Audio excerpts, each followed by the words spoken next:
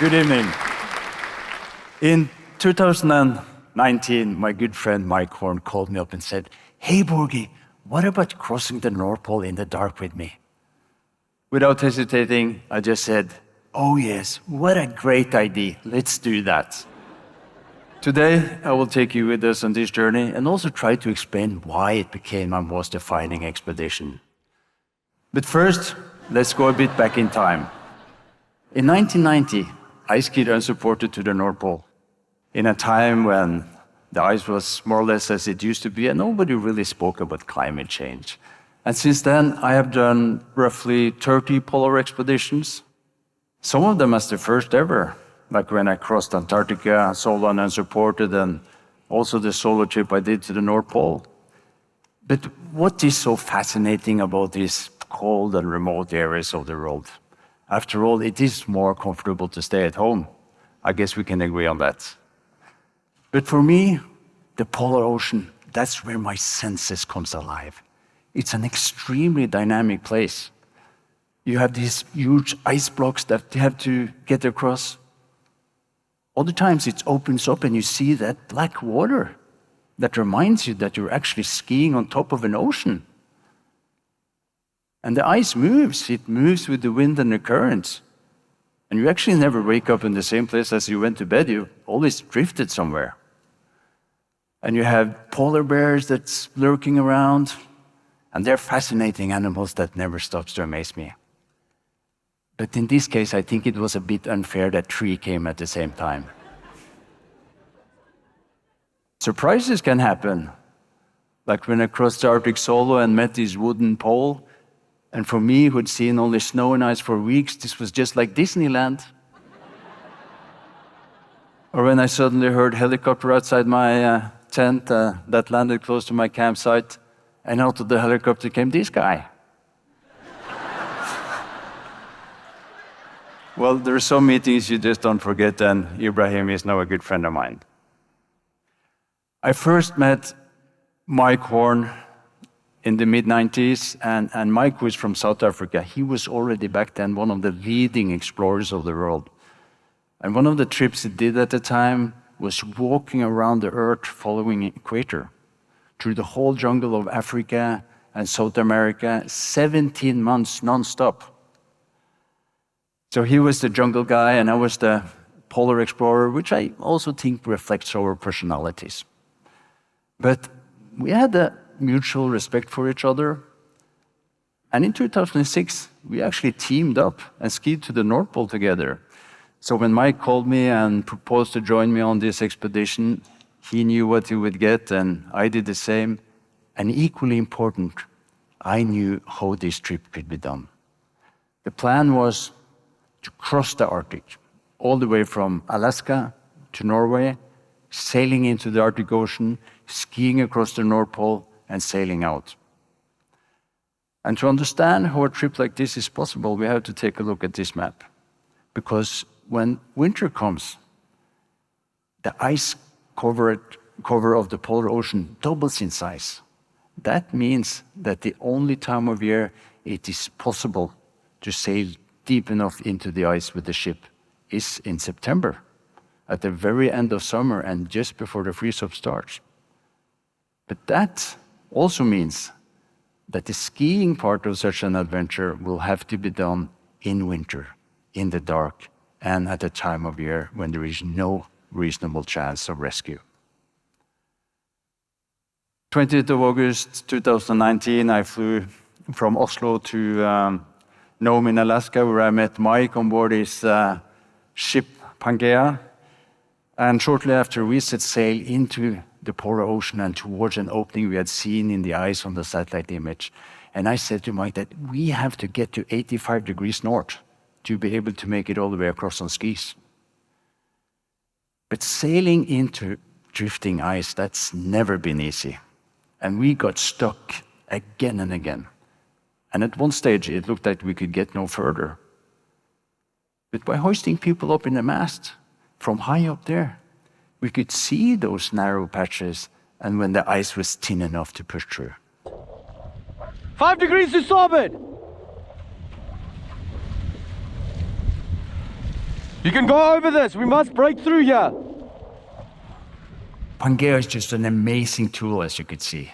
Built in aluminium, reinforced to deal with ice, 35-meter long. Mike built this boat purely to go on adventure.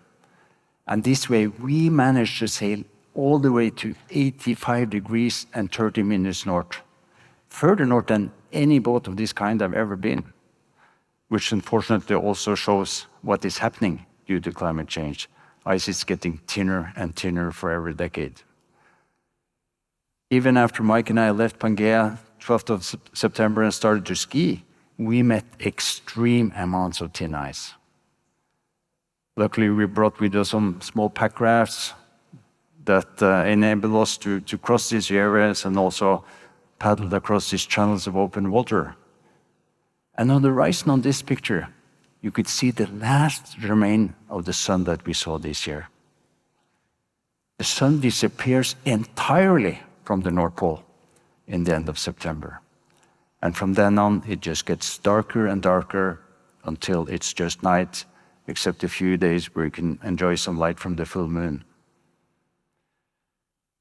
Mike and I, we reached the North Pole after 36 days, took the time to celebrate with a small piece of cake that we brought, and that tasted so good, I could tell you that. But shortly after, we had to head out into the darkness again and south towards the ice edge on the other side of the pole, also knowing that this is when the real battle starts, and everything becomes so much more difficult in the dark. You only see 10, 15 meters in the light of your headlamps. It's more dangerous because you don't easily see what is safe ice and what is not. But the worst, I think, is the mental part. The lack of impressions, lack of colors, lack of horizon. It's like your mind gets limited, always being engulfed in this darkness for such a long period of time.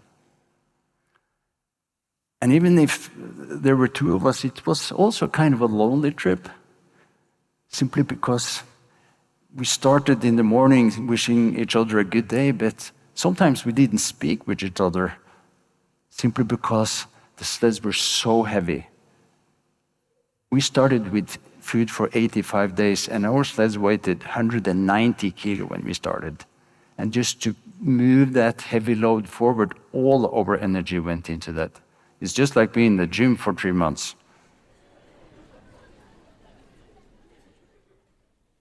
The cold is one way good because it makes the ice stronger. But the cold is also a fierce enemy.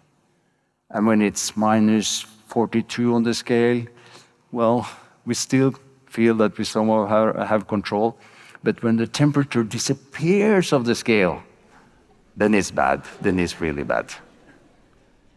You get injuries, frostbites that turns into infections, and nothing really heals when you push your body as hard as we did. So we could really need a rest day when Mike took this photo of me. But with less and less food in our sleds and still a huge distance to cover, we had to do the opposite. We had to increase our already long days and instead try to stretch our rations. And that was also due to the winter storm that now became more frequent, wind pushing it on the ice, making it drift. And day 62, that was a day to remember. That day, we drifted 20 kilometers backwards. It was not our finest moment when we checked the GPS that morning and saw that all we had skied the day before was lost to drifting back. But what you can't control is no point spending too much energy on. I actually got more motivated when the weather went bad or the conditions were difficult, because the only thing I could influence was my own performance. Also knowing that doing my best was the most important quality that held it all together. But Mike and I were really pushing for our lives towards the end of this trip. And then day 74 came. When I took out my sleeping bag in the evening, I saw that my sled was full of snow. And that snow had to come from somewhere. And when I turned it, I saw that my sled was completely broken. And we were just so dependent on these sleds to be able to move forward. And when that happened, I must admit, I got a little bit depressed. And that's natural. But at one stage, sooner rather than later, I had to ask myself the most important question. Well, this has happened. This is a reality. But what should I do about it? And from that moment on, when I started to look for solutions, I was on my way back up again. And maybe I could repair it. And finally, I got to use that big heavy nail I always bring with me in my repair kits and managed to lash it all together. And look at this, it's a masterpiece. The Picasso of the Arctic. At the same time, our support vessel Lance had sailed north and as far into the ice as the open water would take her. And we had to reach that ship. That was our way out of there. And on board the Lance was also my two good friends, Alexander Gamme and Bengt Rotmo. And they brought with them skis and sleds and equipment. And as a plan B, in case Mike and I didn't make it all the way to the ship, they skied out to somehow try to bridge that gap. So they were coming from the south, and Mike and I were pushing on hard from the north, trying to reach that ship before we ran out of food. And finally, one day, we saw the light of Bengt and Alex just there a few hundred meters away. This is the first sign of people we'd seen in 3 months since we left Pangaea. And we got so excited, and I think also we got a bit distracted. I filmed it with my infrared camera that I used for checking the thin ice ahead, and through the camera I could see the thin ice flashing bright ahead. And before I could warn Mike, I suddenly saw him walking into my view, and then he disappeared. He had skied onto ice that was too thin to hold his weight, and he'd gone through the ice. And it was -30. And I knew that he would only survive a few minutes in that ice-cold water. I managed to grab hold of his arm, but at first I couldn't get him up because his skis were stuck underneath the ice. So I had to ask him to push his ski tips up through the ice so I could free them before I managed to get him onto the edge and help him up. And Mike was soaking wet. And I don't think I ever gotten the tent up and the stoves going this fast before, knowing that he stood outside getting colder and colder. At the same time, I was also revealed that I'd been so close and not further apart when it happened. And I don't know what that guy is made of, but he's built for survival, that's for sure. And it took a good 5 hours to get Mike dry and warm enough to be able to continue. And in the meantime, I had been outside scouting and checking the area, and I realized that the thin ice ahead was just too wide and too dangerous to cross. And that's also why we still had no contact with the other guys. But when we started to ski to see if we could find a crossing point further ahead, we could see the others following on the other side. And then gradually I saw the light of Bengt and Alex getting closer and closer until it was just a small stretch that separated us. And I said to Mike, you go first. Because I just wanted to stand there a moment and take in this. All we had dreamt of was there. And at the same time, I was sad, knowing that this was also the last time it was just Mike and me together on this trip.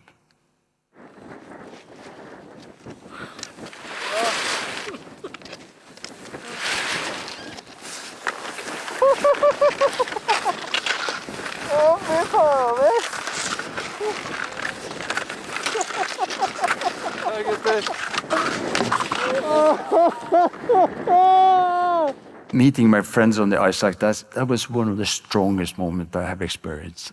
And to have, they risked a lot themselves.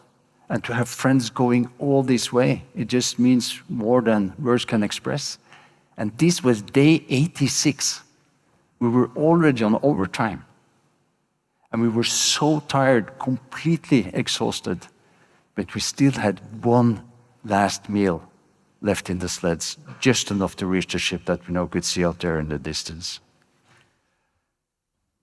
And that we managed to get this far, and also that we dared to set out on such a risky adventure, was because we believed in it.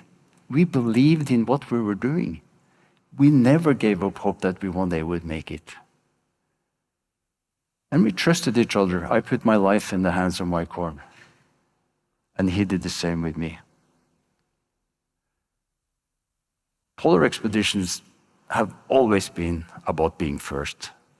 But in this case, it might very well be the last, simply because what is happening with the ice in the Arctic due to climate change. I've seen it myself in my lifetime, since I set foot on the polar ocean for the first time in 1990, and this photo of me was taken.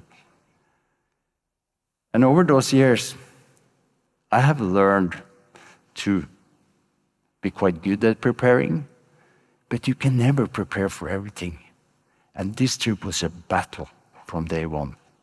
This is the hardest expedition I have ever done. But at the same time, it's also the trip I've learned the most from. I learned that nothing is ever just bad, and that problems are also in one way good. Because it's through the challenges we face that we discover who we are and determine who we want to be. Thank you.